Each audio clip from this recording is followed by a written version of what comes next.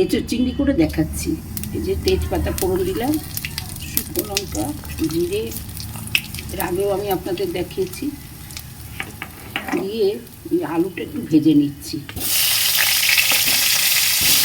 আলুটা একটু ভাপ দেওয়া আছে।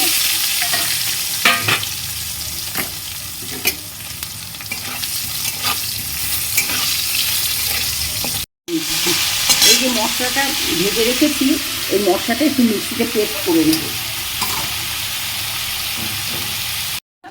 সেইটা একটু ভেজে রেখেছিলাম না, সেইটা এবার একটু পেস্ট করে নিলাম। মশলাটা এবার খুব ভালো করে কষবো।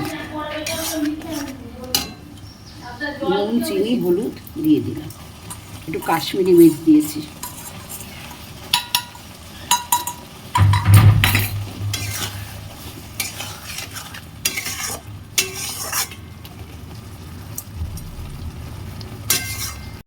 রেখেছিলাম, এইবারে এঁচোড়টা দিয়ে দিচ্ছি। মশলা কষা খুব ভালো করে হয়ে দিয়েছি। এরকম করে করবে, খুব অল্প সময়ের মধ্যে হয়ে যাবে। এর আগেও আমি এঁচোড় চিংড়ি দেখিয়েছি, সেটা একরকম দেখিয়েছি, এটা আর এক রকম প্রসেসে দেখাচ্ছি।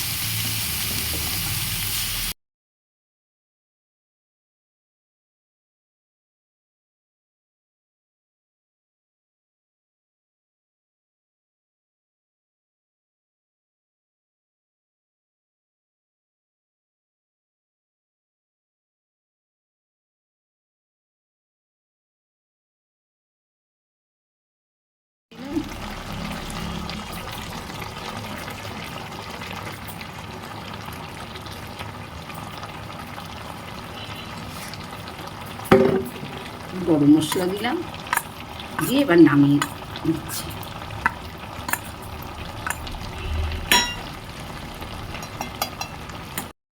তোমাদের দেখাচ্ছি।